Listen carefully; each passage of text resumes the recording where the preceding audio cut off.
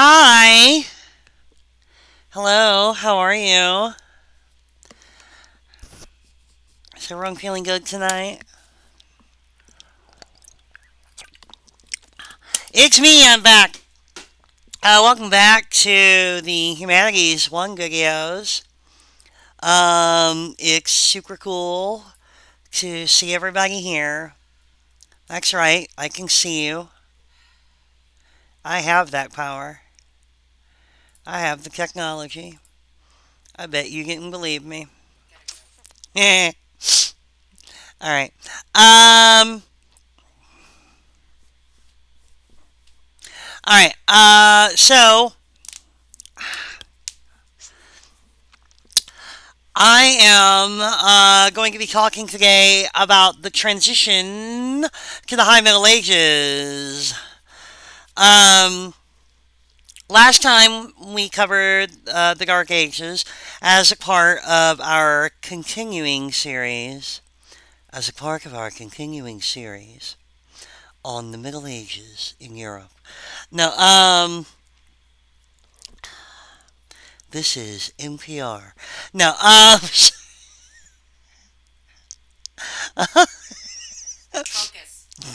that's funnier if you listen to public radio, which I realize probably only I do. Anyway, all right. Yeah.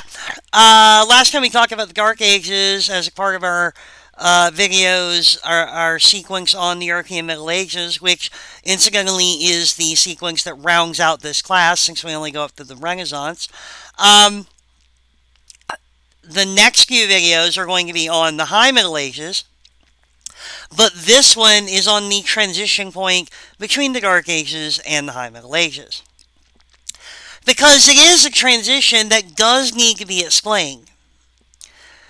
As I've said elsewhere, um, there is this around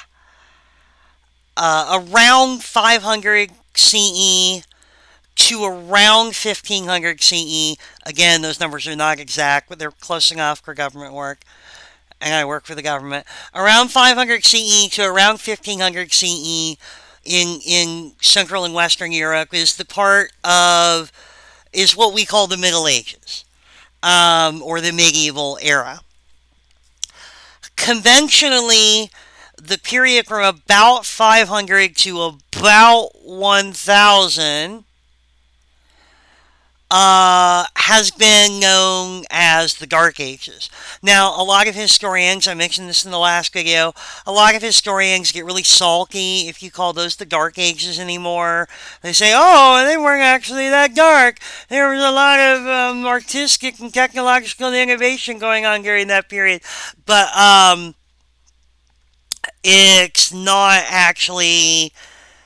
I mean, yeah, there was more going on than I think most people think, but by any standard comparison to what came before and what comes after, it was pretty dark.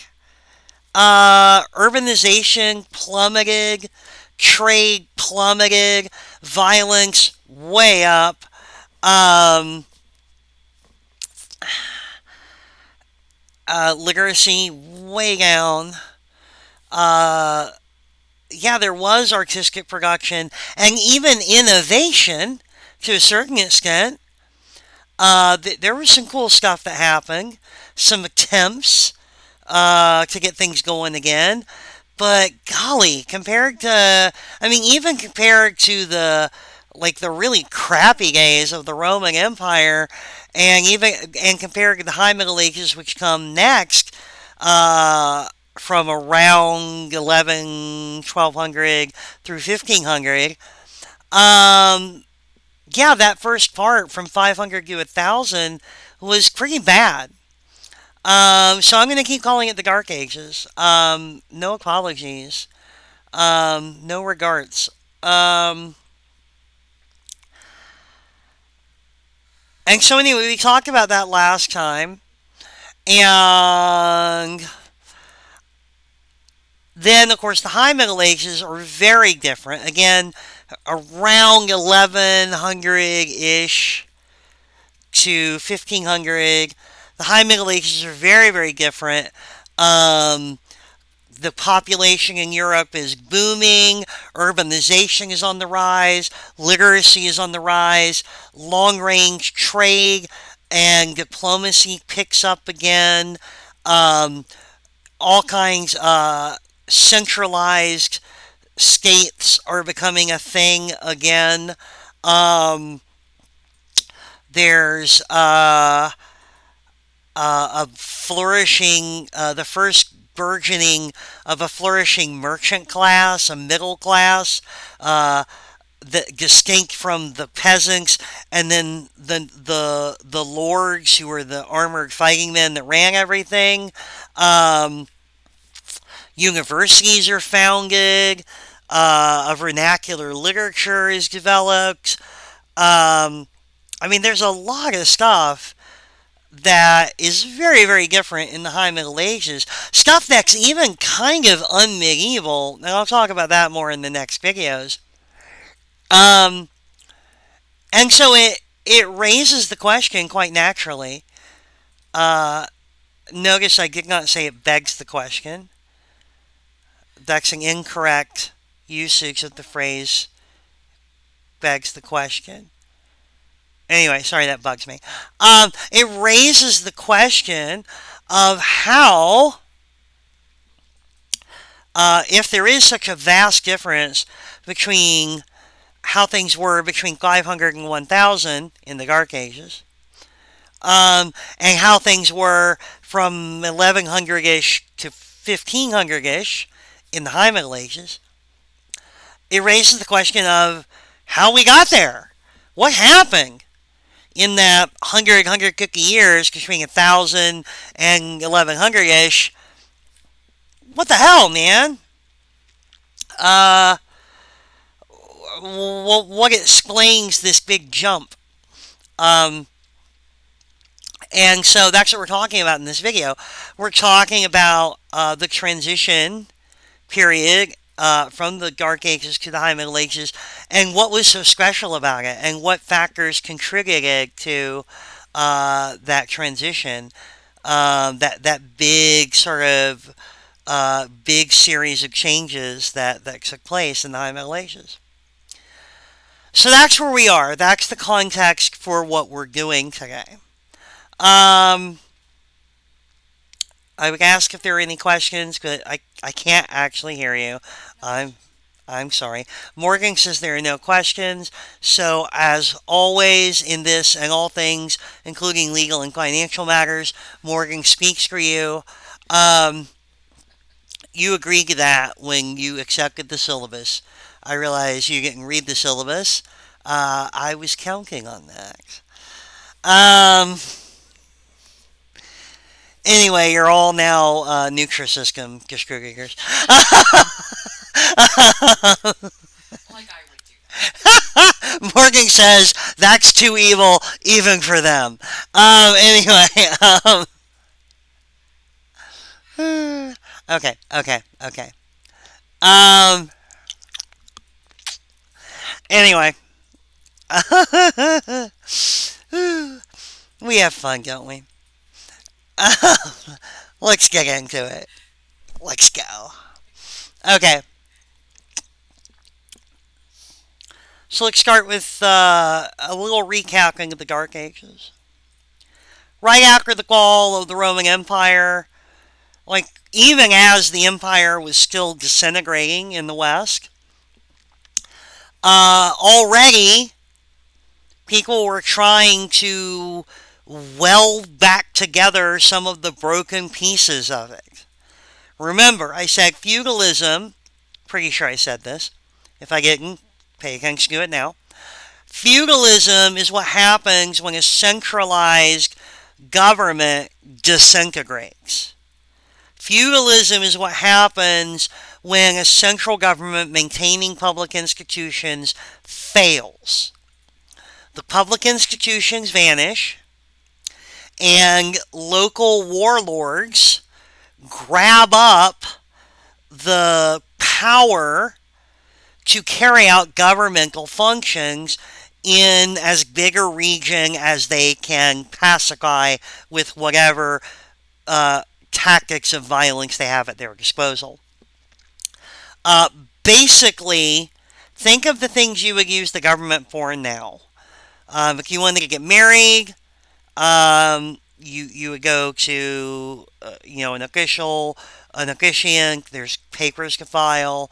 Um, if you wanted permission to build something on your property, you would go to the government. If you wanted to buy or sell land, if someone wronged you and you needed to take them to court, you would go to public institutions. Again, a functioning government maintains public institutions that allow citizens to relate to each other in the public sphere. When the government failed, when the Western Roman Empire collapsed, there was no government. So you can imagine you're living in a part of northern France that used to be part of the Roman Empire, and you're a farmer, and there's no soldiers to protect you anymore. If someone wants to come in and kill you and steal your crops, they can, because there's no soldiers to protect you. If somebody steals something from you and you want to take them to court, you can't. There's no court. Um, if you want to get married officially in some capacity, who are you going to go to? There's no government officials anymore.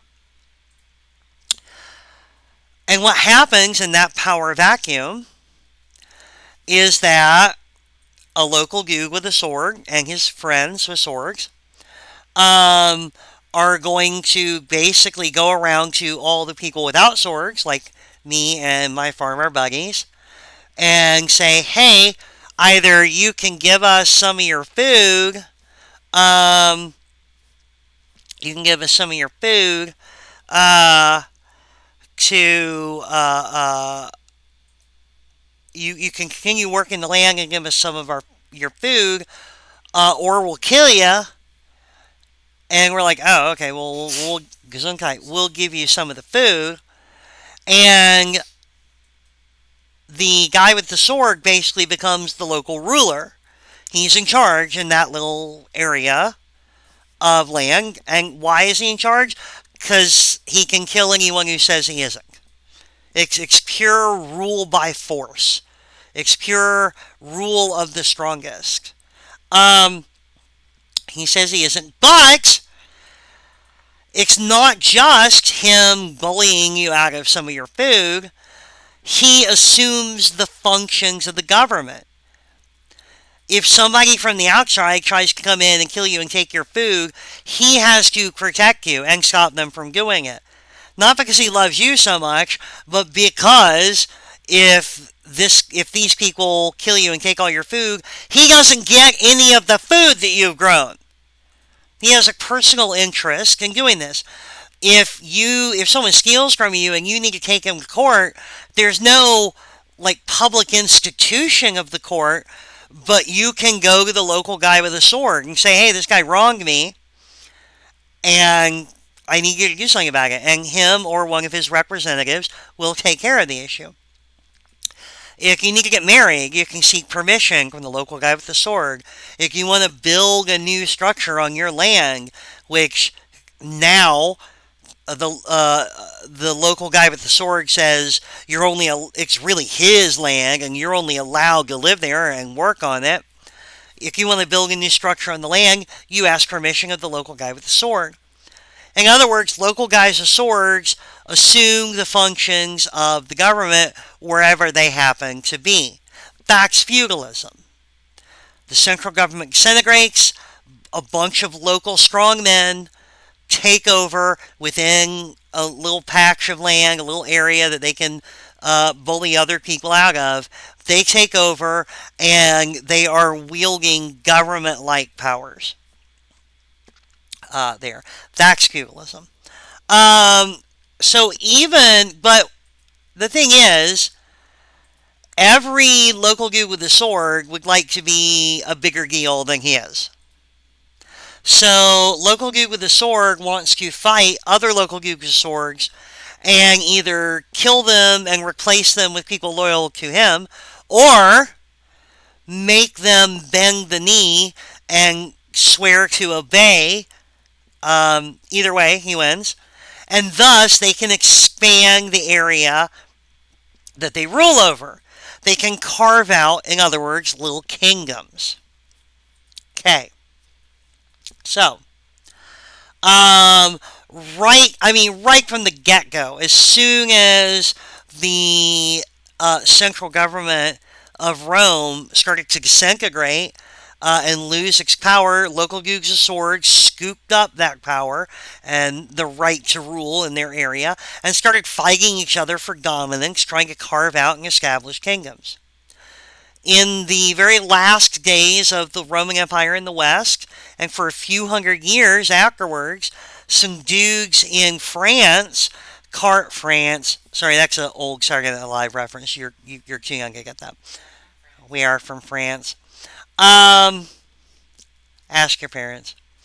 Um, oh my God, they're younger than me.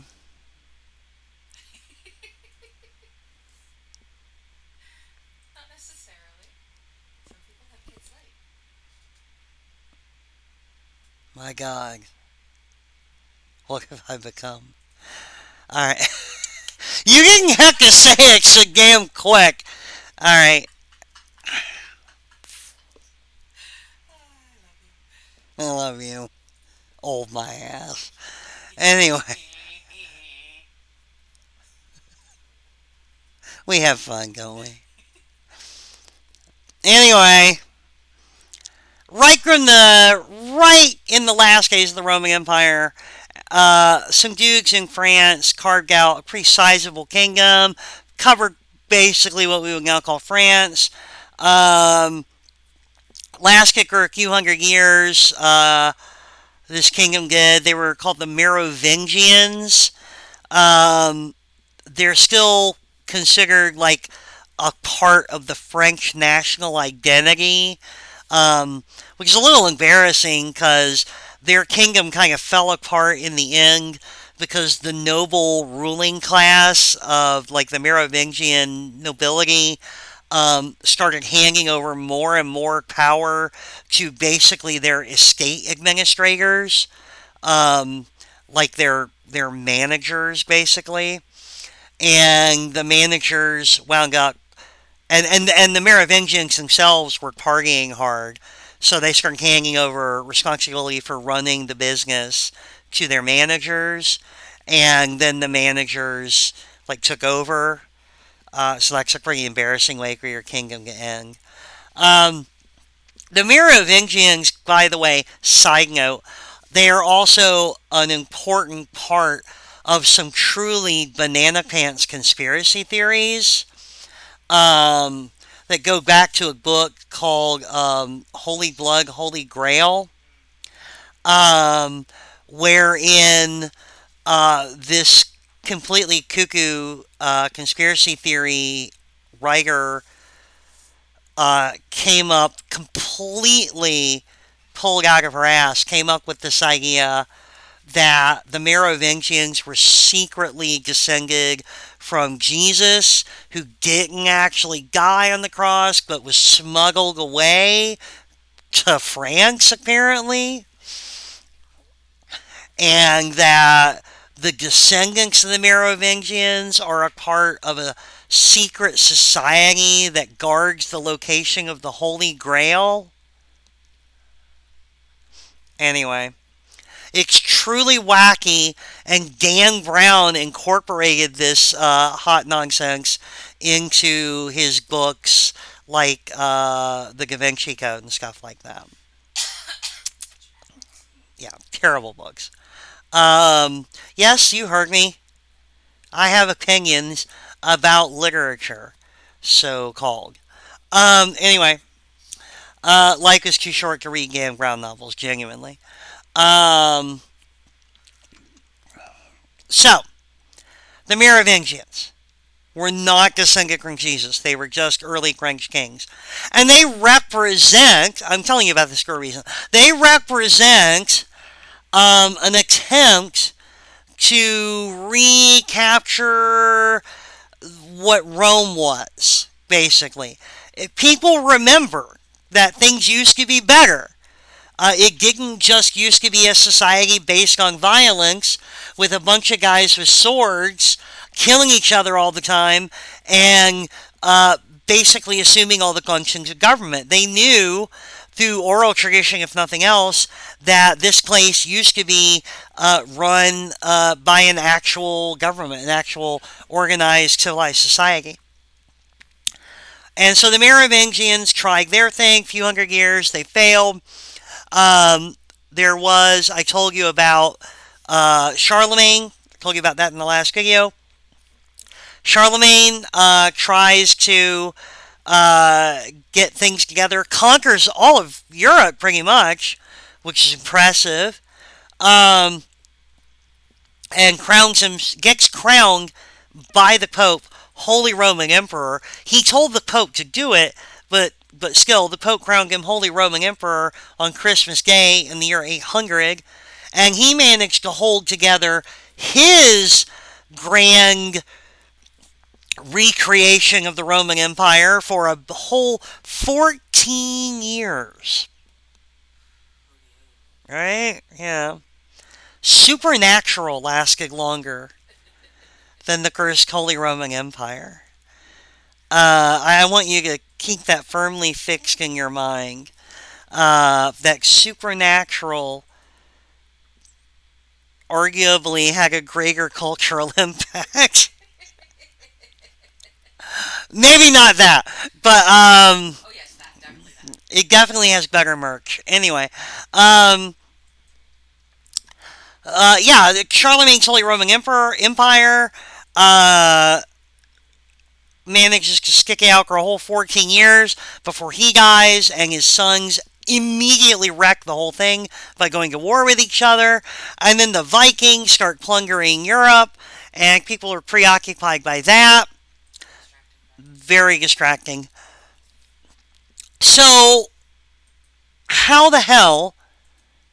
And that goes like right up to about 1,000, 1050, something like that. How the poop do we get from that kind of try and fail to fix things situation, from that level of well, we tried, to actually making things a little better in the high Middle Ages? Well, the secret sauce is the church. Let me explain. Starting in the late Roman Empire, Christianity became the official religion. Constantine and later emperors, Christianity started out, and when it first spread, it was a counterculture religion. You have to remember, Jesus, if he really existed, Jesus was basically criticizing the Romans, right? The Romans ruled over Judea and that land, and Jesus was basically going around saying, hey, the Romans suck, but we have to focus on being, doing right by God. That was basically what was going on there. And he was executed by Roman authorities because what he was saying was basically subversive. The early Christian groups were all marginalized people, women, poor people, religious and ethnic minorities. They were not prominent citizens because Christianity was a religion founded on the idea of people who were not in a position of power criticizing the structures of power and saying, we don't need them anyway, we're just going to focus on being good people. And soon we'll be dead, and we'll be in heaven, and we don't have to worry about these jerks. That was basically the whole thing. So this is not a religion that is going to be super, super popular with people in power, normally. Except by the time we get to the late 3rd century and moving into the early 4th century, Christianity is spreading a lot because things in the 3rd century were terrible. They had a whole crisis about it. I told you about it, the crisis of the 3rd century. It was awful. There were 2 plagues, civil war, Roman provinces declaring themselves independent, emperors getting assassinated left and right, an emperor gets captured in battle with Persia. Oh yeah, Persia is back. Things were terrible. Genuinely awful. It must have seemed like the end of the world. And guess what the Christians had a whole bunch of scriptures and beliefs about? That's right, the end of the world!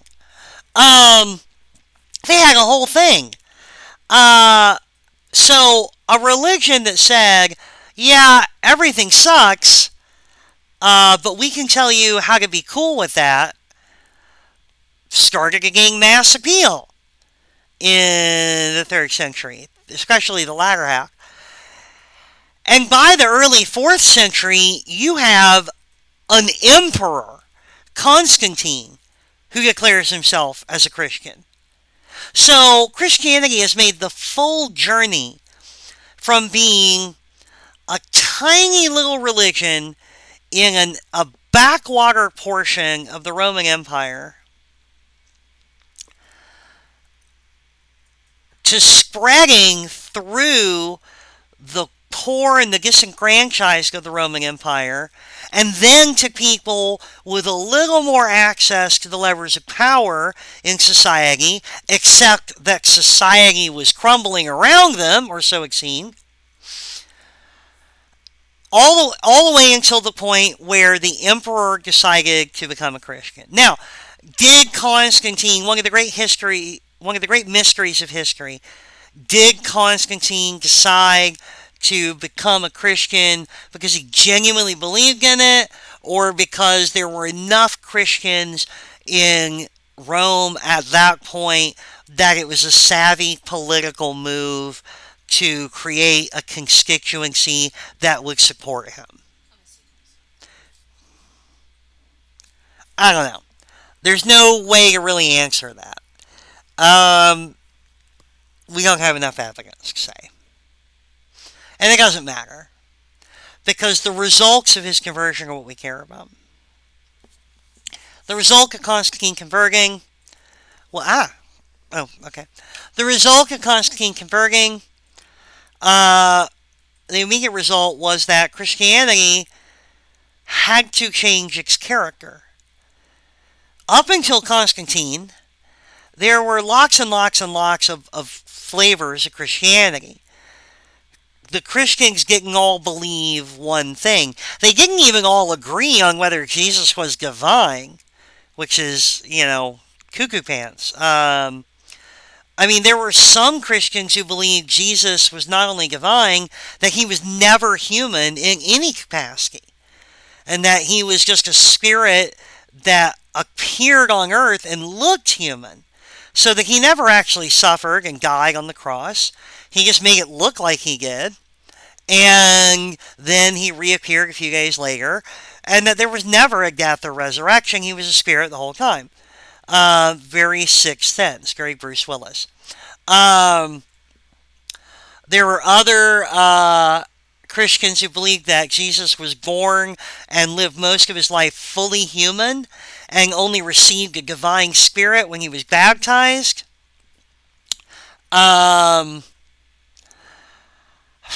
There were a lot of different beliefs. There were Christians who believed that the God of the Old Testament and the God of the New Testament were different gods. That the God of the Old Testament was a bad guy who created the world and inflicted pain and suffering, and the God of the New Testament was rescuing us from the God of the Old Testament? There was a lot. There was a lot going on. And so we have a variety of beliefs in the Christian community, and then we have the fact that now Christianity was becoming an instrument of power rather than a critique of power. Constantine did not make Christianity the official religion. That would come later. But you gotta figure, if the Emperor of Rome is practicing Christianity,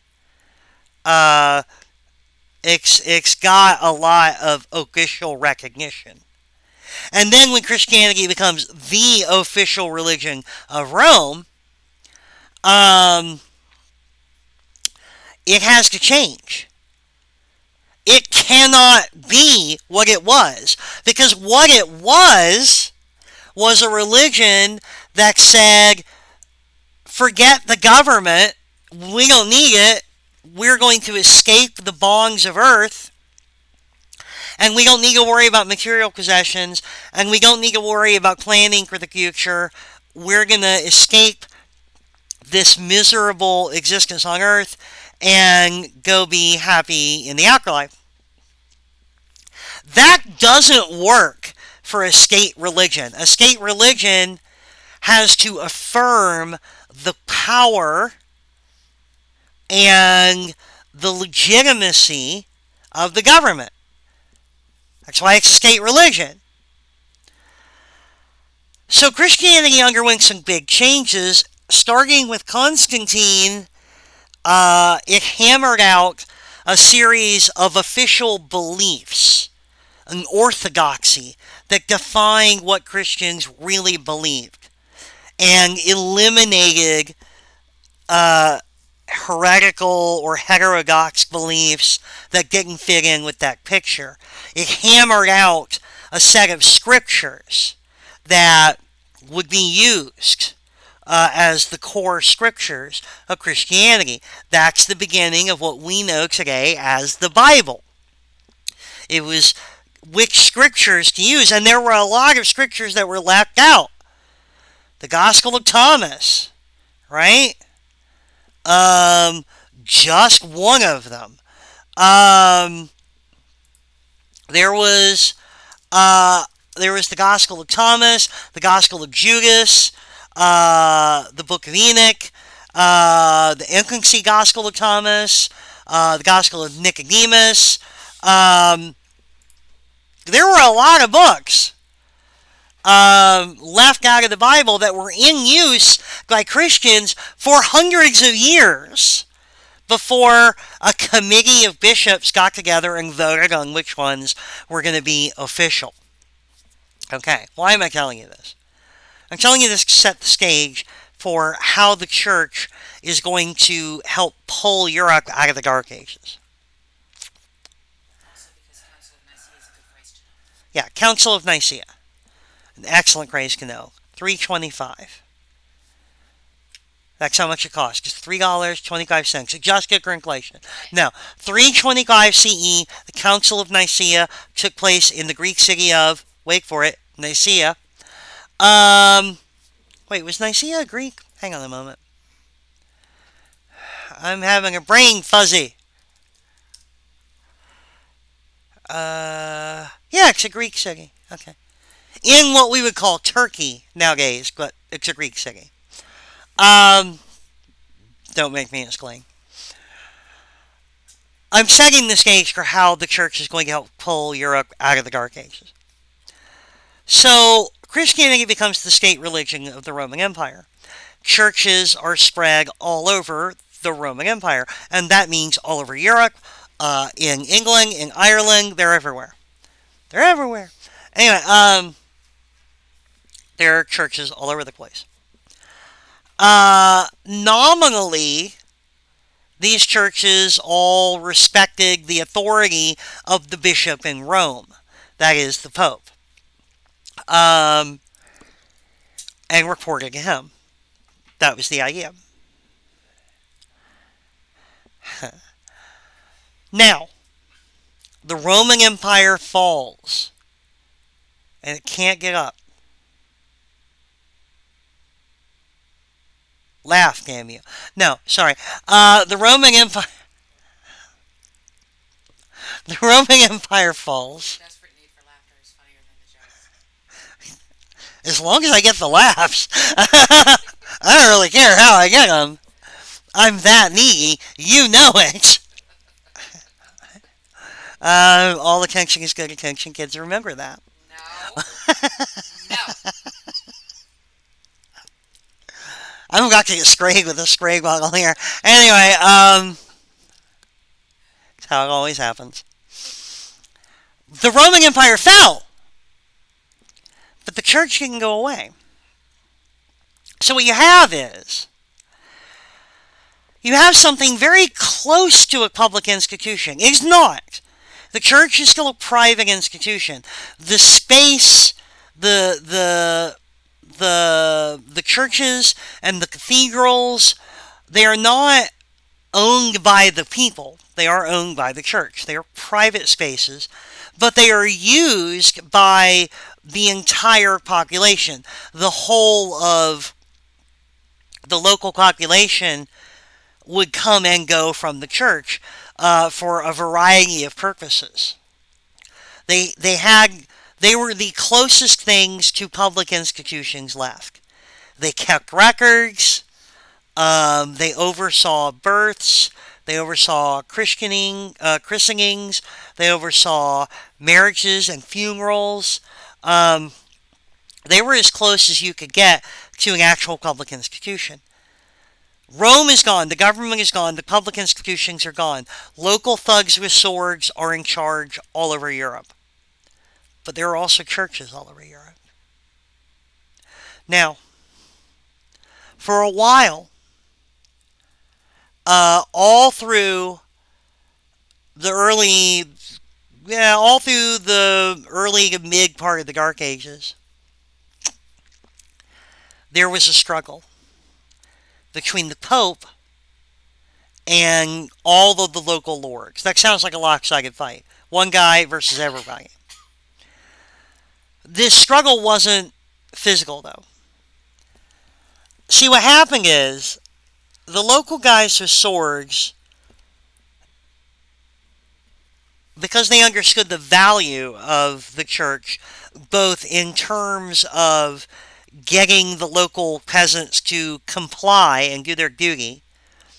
Remember, the church, at this point, Christianity is no longer a counterculture religion critiquing power. At this point, Christianity is the remnant of a state religion that supports power and legitimizes it, and tells people to do what the proper authorities tell them to do, and to obey, and to be good little citizens. And even though there was no official state institutions anymore, there were local guys with swords who were desperately looking for a way to be legitimately recognized as the rulers of their little patch of land, for some reason other than just, I can kill you if you don't recognize me. They found it expedient to have the church confirm to the peasantry that they were, in fact, the rightful rulers of these areas, and that they should be obeyed. And that it was a matter of Christian duty to obey those lords. So the lords wanted to control the local churches. The way they did that was by appointing bishops, who would then appoint priests.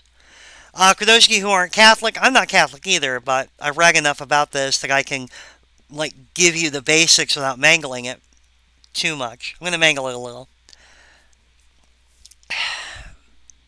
There were churches that were individual congregations, and priests, you've all heard of priests. Priests were like the preachers, the pastors of each individual church. Every church has a priest. The priest is the pastor or the preacher, whatever the hell they're called out here in Protestant Bible Belt land. whatever. Um, but the priests reported to a bishop, and the bishop would oversee several churches, a whole group of priests. I'm going to make a really possibly blasphemous analogy. If the priest is the manager of this Wendy's, the bishop is the regional manager of all the Wendy's in Tulsa. That's where you're going? Look, Wendy's has good fries. I've been thinking about their fries. Anyway. You get the point, though. I illustrated the shit out of that. Anyway, okay.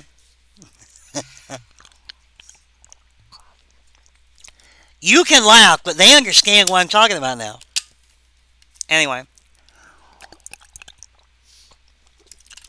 So the local lords, the little thugs with swords, through their authority vested in them by scabbing, through their scabbery authority, they would appoint the bishops. And they were not careful about appointing bishops who were men of God.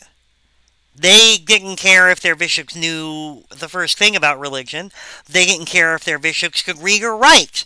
What they cared about is if their bishops were loyal. This is the kind of thing where there are plenty of examples of local Lord Scabbington saying, hey, my idiot cousin Ricky needs a job, I'm going to make him the bishop. And he would be in charge of appointing priests for the local churches. Oh, often younger sons of lords who weren't likely to inherit any significant amount of land. They could still prove useful by controlling the apparatus of religion in the area and therefore helping establish the legitimacy of the local lord in the minds of the peasantry, and controlling the nearest thing that existed to a public institution. Okay. So this gets us to our conflict with the popes. From the 6th through the 8th centuries, the Pope struggled to exert his authority over the churches. Because remember, these bishops are supposed to be respecting the authority of the Pope and reporting back to him. But they are appointed by the local dude with a sword, in fact. And that's who they really answer to. And so, basically, for several centuries, the Pope was trying to get the local lords with swords. Lords with swords? Sword lord. Sword lord. Lord sword. Whatever. The Pope was trying to get the local dukes of swords to acknowledge that he had the right to appoint bishops and not them. This was called the... Let me make sure I got the terminology right.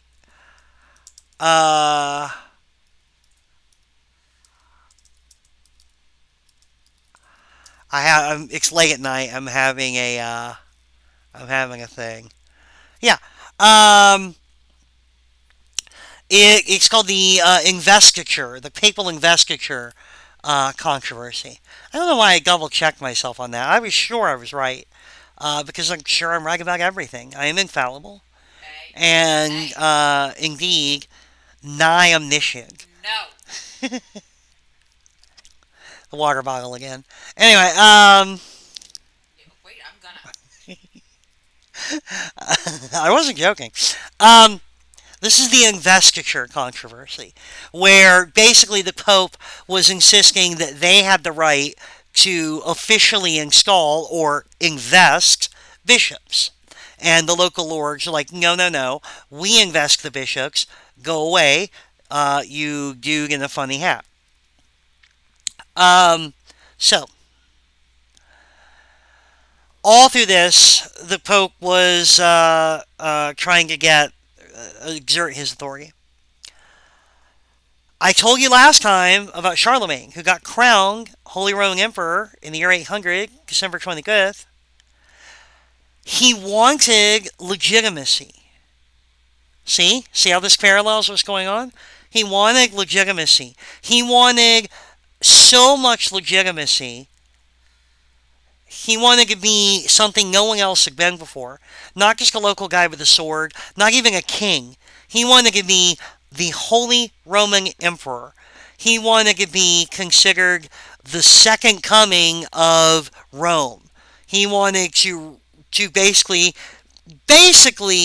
have people saying, "Oh, he brought Rome back." Just like Justin Timberlake brought sexy back, Charlemagne brought Rome back. That's what he wanted people to say. But how's he going to convince them? He can't just go around saying it himself. He can't do like Justin do. He can't say, "I'm bringing Rome back." He needs somebody else to say it. Someone that people believe in and trust. Who might that be? Wait a minute. I have it. The Pope! The guy who has the supreme spiritual authority over the Christian faith that everybody in Europe follows. The big dude himself, not Jesus, but close enough, the Pope. So he asked the Pope to crown him emperor. Now think about what that means. In doing this, Charlemagne, the most powerful man in Europe in the year 800, he ruled. He had all of Europe under his thumb. He was the shiz. The most powerful man in Europe basically said, in a very public fashion, "It's not enough for me to proclaim myself in charge. I can't just say, I'm in charge because I said so. What I need is for the Pope to tell me I'm in charge.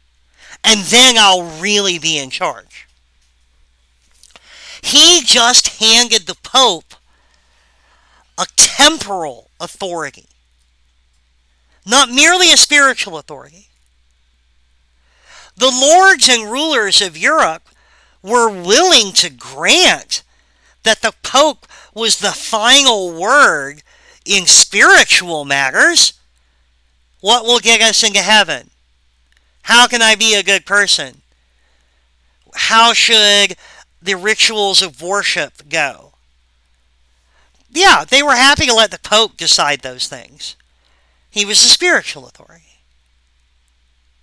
But when Charlemagne said, "The Pope has the power to make someone, namely me, an emperor, to put the crown on my head and say, now you get to wear the crown because I, the Pope, said you did. And therefore God said you did, because I, the Pope, speak for God in this and all matters, much as, like Morgan, speaks for you." Not a pope. A little bit Pope-like. The Pope said, "Charlemagne, you are now a nuclear system representative." No, sorry, that was a different thing. No, the Pope said, "It's gonna happen." The Pope said, "Charlemagne, you are now the Holy Roman Emperor." And that's not a spiritual matter. That's a temporal matter. That's a matter of power in this world. And the Pope exerted his spiritual authority to grant temporal power in the present world. Boom. That's a mind blower. That's changing the game, man.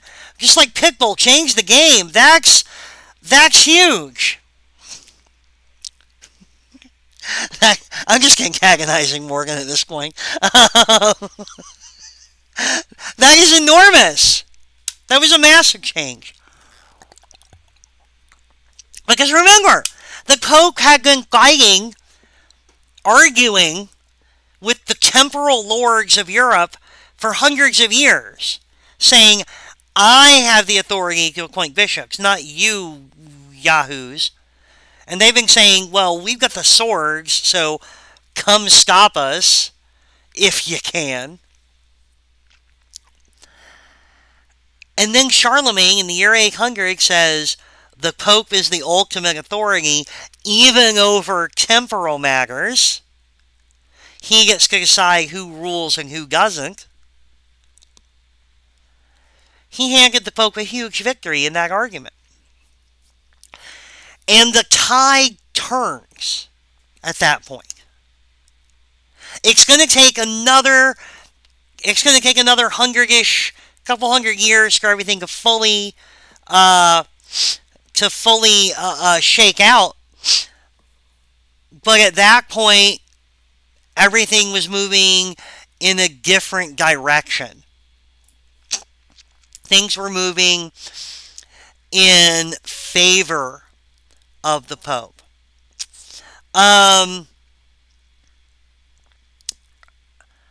So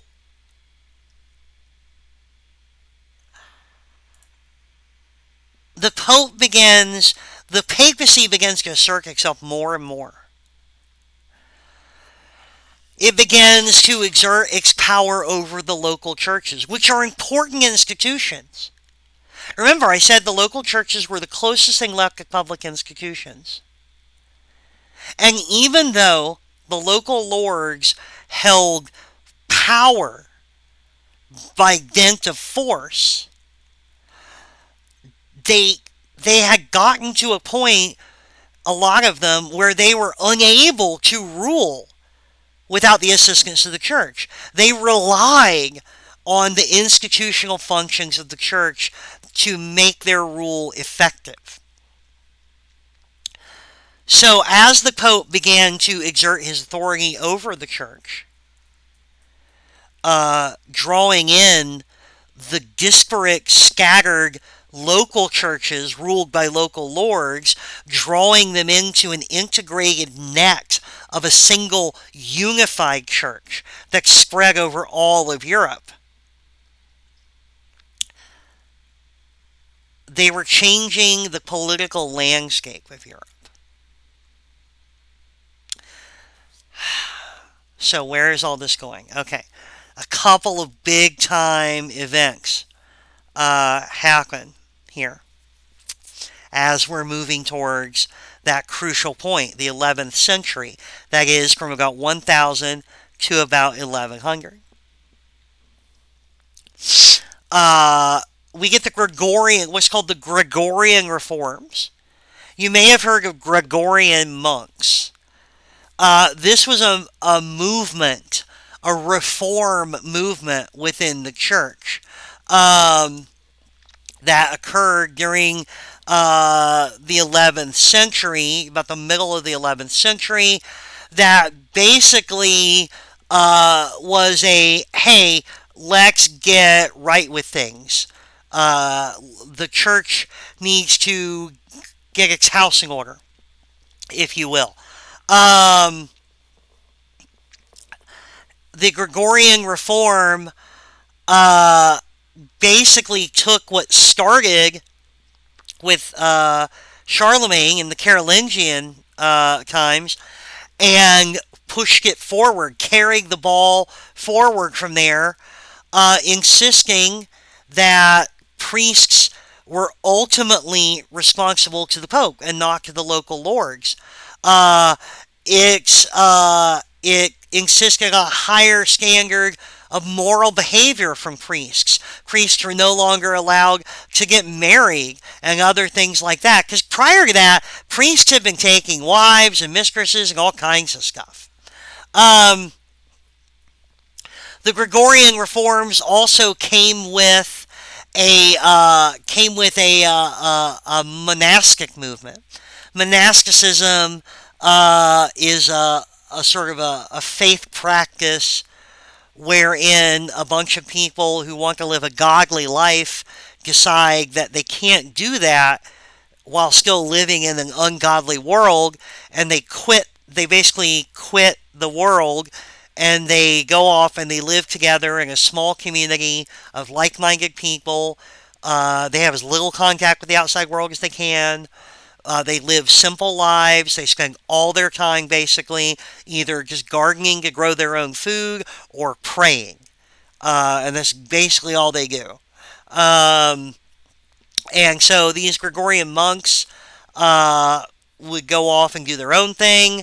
This was it was like a purity movement in the church and an assertion of the church's independence from the temporal authority of the European feudal lords.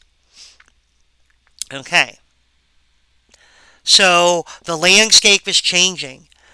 We got the Gregorian reforms in the middle of the century, and in the midst of all this, uh, the Pope in 1054 decided he was about done with taking orders from anyone, and so formally excommunicated the Patriarch of Constantinople, the religious leader of the Eastern Church, which nowadays is known as the Eastern Orthodox Church, or the Greek Church. Um, Prior to that, look, the bishops of Europe had acknowledged the authority of the Pope, the Bishop of Rome, for hundreds of years. But officially, the highest religious authority in the Christian church was still the Patriarch in the East. Um, Officially. They hadn't listened to him in a long time, but officially that was still going on. And in 1054, the Pope said, screw it, I have the highest authority, right? You can see the trajectory of this. Charlemagne hands the Pope an enormous boost in his perceived authority, not just over spiritual matters, but over temporal matters as well. Over the next few hundred years, uh, the papacy advances this argument against the local lords, culminating in the Gregorian reform of the mid 11th century, where they just flat out say, you guys aren't in charge, or you guys maybe are able to stab us, and we have to acknowledge that.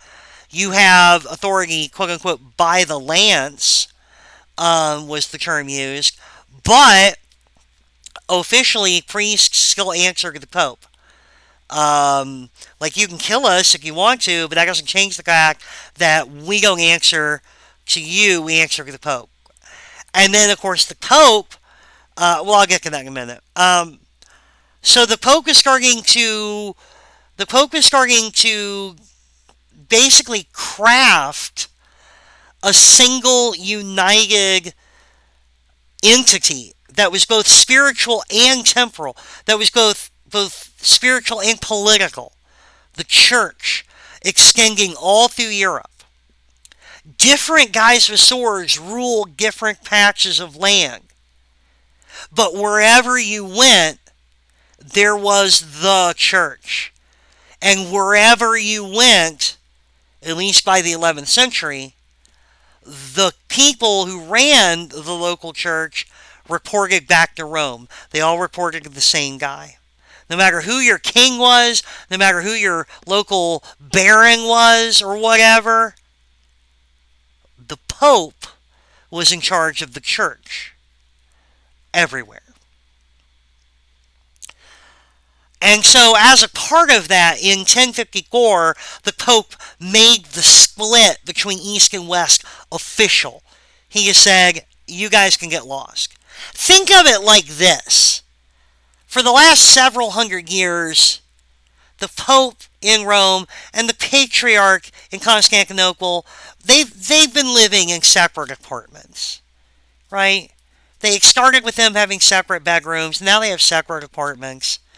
But they weren't officially divorced. There was a chance they could get back together. Um, Maybe you saw them on Christmas and birthdays. I don't know.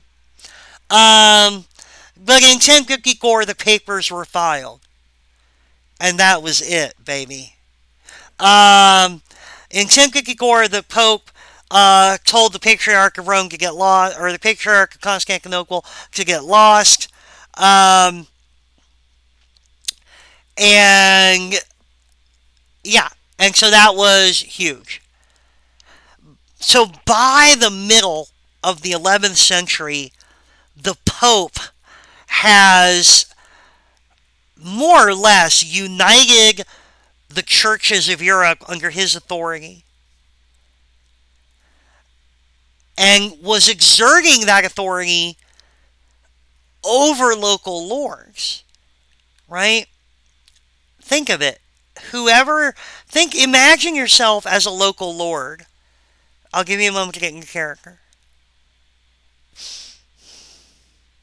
Imagine yourself as a local lord. You're in charge of your little piece of land, like a Tulsa-sized piece of land. You're in charge. You're in charge because you got the sword, and you got friends with swords, and you can stab people. Like if they want to say, "Hey, why are we listening to you?" You can be like, "Ugh, that's why. That's why." So you and your gang buddies, basically, are running this place, but you need the cooperation of the local bishop, the representative of the church, to help you run things. The peasants will not stay in line without the bishop, the representative of the Christian faith in their area. The peasants will not stay in line without the bishop telling them that you're a good guy and you should be obeyed and they need to stay in line and do their jobs. Because if he tells them the opposite, you're cooked. Yeah, you got the swords, but there's a lot of them. And this is not going to go super well. So the bishop is crucial and necessary to your being able to be effective as a ruler. But the bishop does not answer to you. The bishop answers to a guy all the way out in Rome. And the bishop has his own set of priorities, his own spiritual priorities, and protecting the interests and the property of the church as well. So it's almost like everywhere you went, there was two layers of government, right? Government. Because remember, we're not talking about centralized governments at this point. We're talking about a Europe that is still fragmented and localized.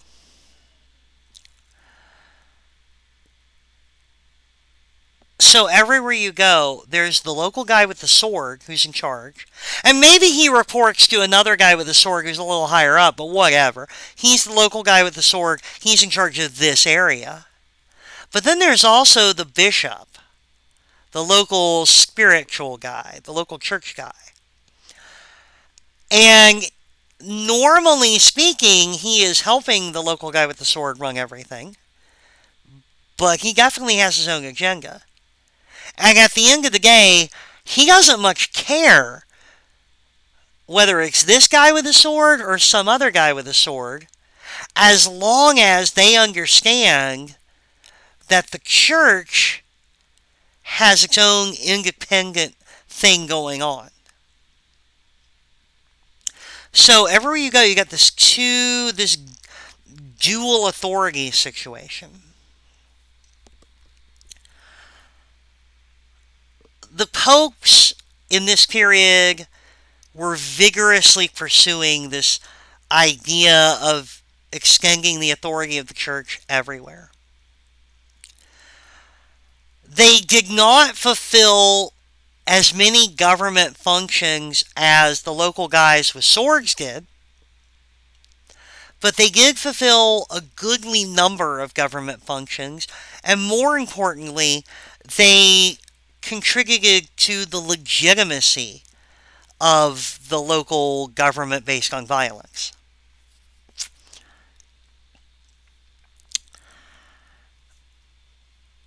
And they stretched all through the entire area occupied by Christians, which was known as Christendom, the area of in which all Christians live, Christendom. It was the Pope's ambition. He had created not a government exactly, but kind of a pseudo-government, a semi-government that stretched all over Europe and was headquartered in Rome. The Pope had kind of recreated the Roman Empire. Not fully. The Pope did not have an army. The Pope did not collect taxes exactly. Kind of. People were expected to pay a certain amount of money in tithes to the church, and the church kicked up that money to the local diocese of the bishop, and the bishop kicked up some money to the Bishop of Rome, the Pope. So they didn't collect taxes exactly, but they didn't exactly not collect taxes. But they had no army. They didn't fulfill all the functions of a government, but they were a unifying authority that spread through the entirety of Europe. So it's not completely dissimilar to the return of the Roman Empire. And in 1096, the Pope is going to do something that kind of gives him an army-ish. And here's what it is. And I'm going to give you the short version of this because I am going to be including a link to videos that do a better job of talking about this.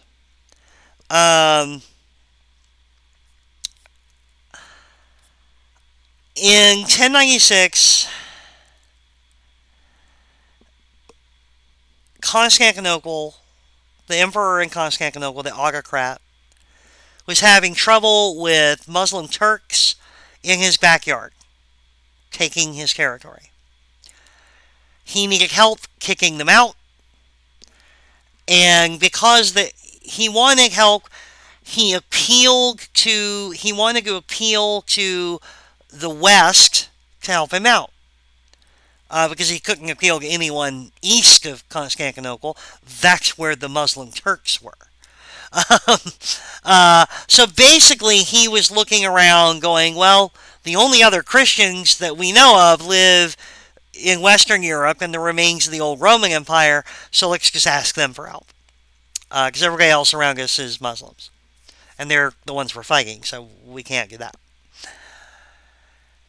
Now, because there's about a zillion different kings and dukes and counts and all that shit, like who do you write to?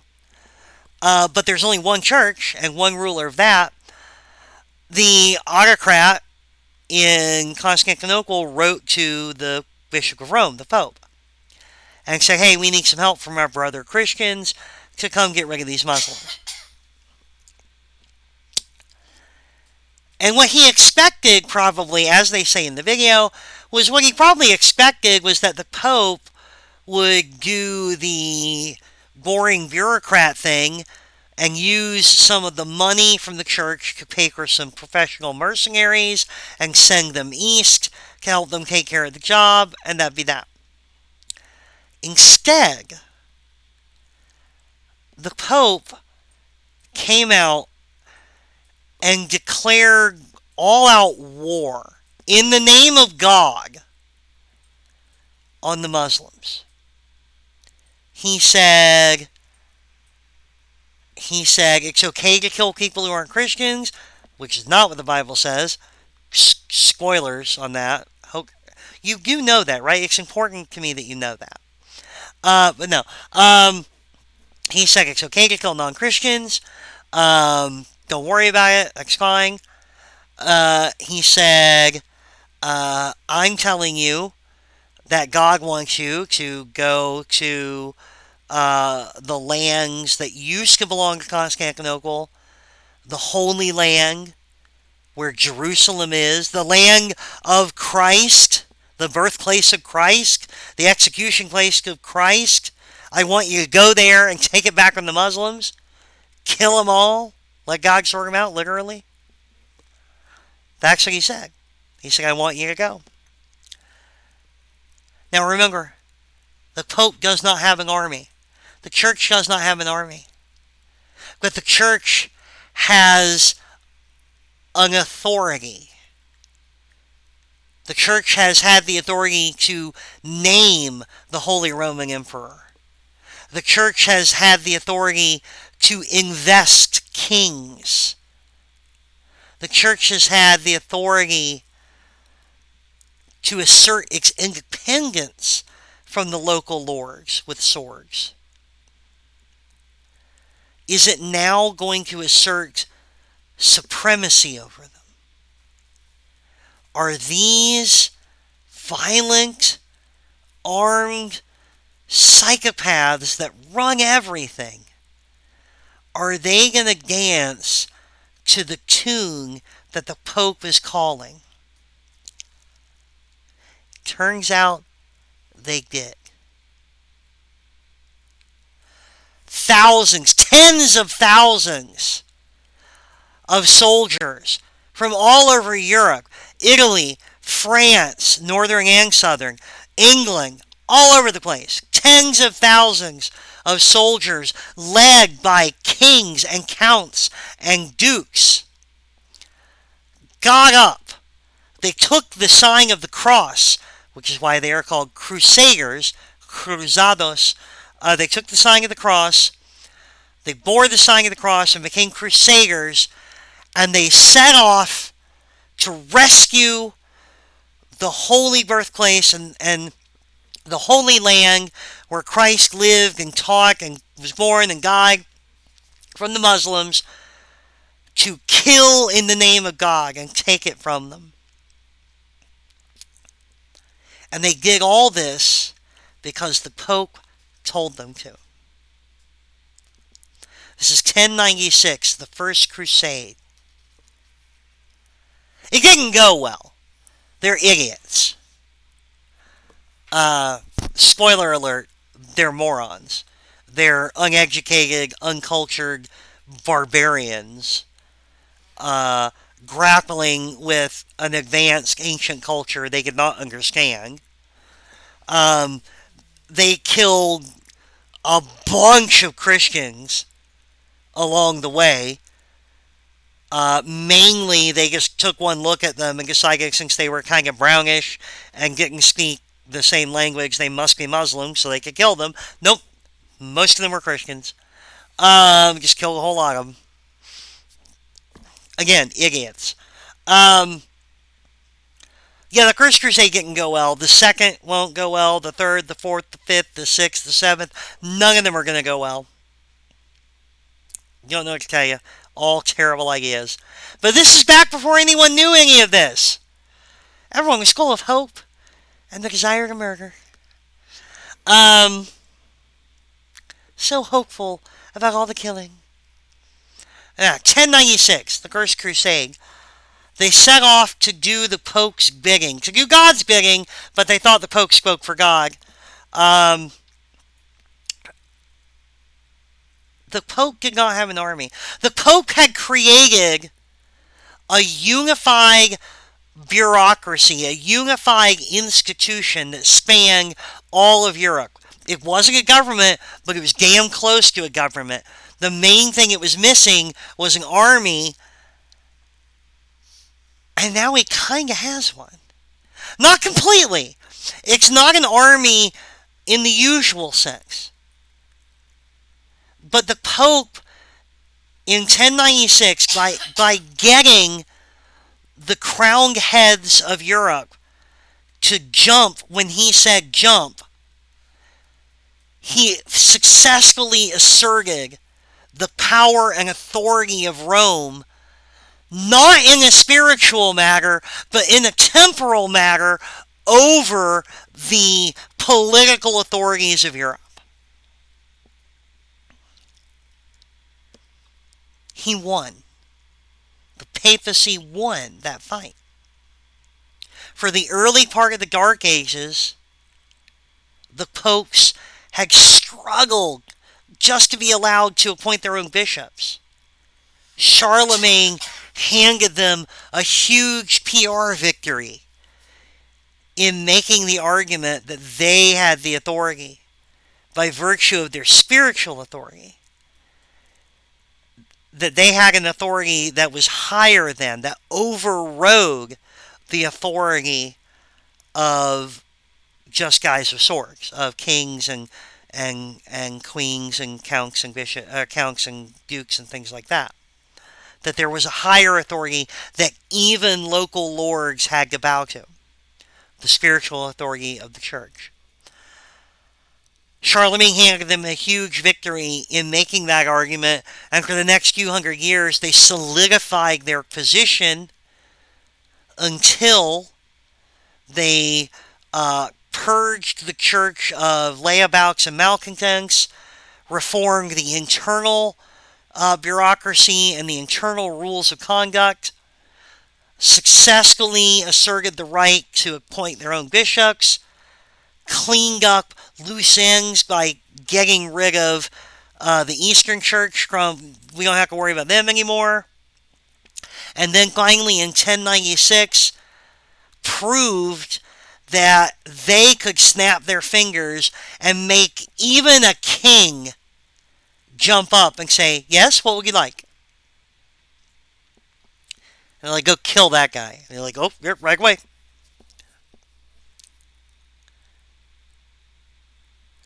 This was the unity and the supremacy of the church that would be characteristic of the High Middle Ages. What happened in the century 1000 to 100, or maybe 1000 to 1000 to 1100, or maybe 1000 to 1150. What happened in that century and a half that causes Europe to transition from the Dark Ages to the High Middle Ages? Well, one of those things is the unification of the church and asserting its supremacy over the temporal lords of Europe. Now, is this the final word? Absolutely not.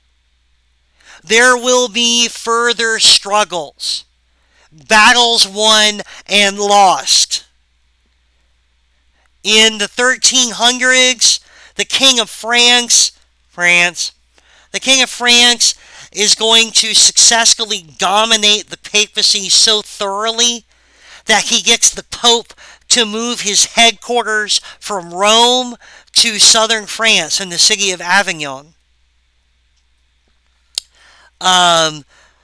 Some people call it the Avignon papacy.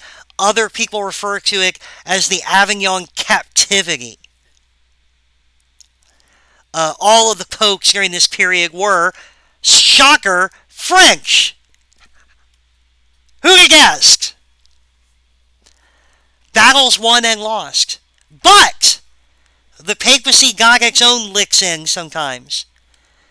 In the 1200s, the Holy Roman Emperor in the 1200s is going to get into multiple fights with the Pope. Not physical at first, but then definitely very physical later. Is going to get into multiple fights with the Pope over who had greater authority. He was crowned by the Pope, but then immediately, when the Pope told him to do something, told the Pope where he could stick it. And so the Pope excommunicated him. And then he went back and he begged forgiveness, and the Pope were like, alright, I'll let you back in. And then he promptly told the Pope, he threw another tantrum and told the Pope to stick it again. This would go on and on and on. And then finally the Pope excommunicates him and won't unexcommunicate him. And so he lays siege to Rome with an army. It gets ugly. The High Middle Ages, the unity and supremacy of the church, are the leitmotif of the High Middle Ages, or one of the major ones. It's one of the major things that marks the difference between the Dark Ages and the High Middle Ages. Now, again, it's not a completely settled issue. but it is definitely a major issue of concern. Like, the church is in a position to argue that it has the authority, which it wasn't in the Dark Ages. So that's a major thing. Um, okay, so the transition to the High Middle Ages. What happens during that period? Well, one of those things is the unification of the church and its growing power over the temporal lords of Europe. Are there other things? Yeah. But I'm not going to get into those in this video because we're already at an hour and 20 minutes. Some of that was I kept talking about Nutrisystem.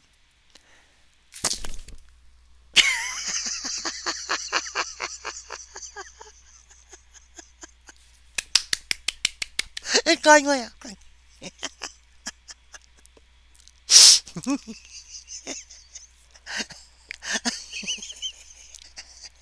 Okay.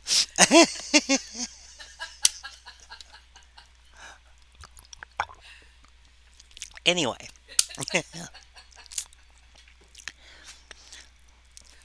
The unity and supremacy of Morgan. No, the unity. Sorry, the unity and supremacy of the church. There were other things that happened during that century and a half, that marked the transition period from the Dark Ages to the High Middle Ages. But I will get into them in the next video. Well, not them. There's one big thing in particular that I will get into in the next video. So, Bagoosh.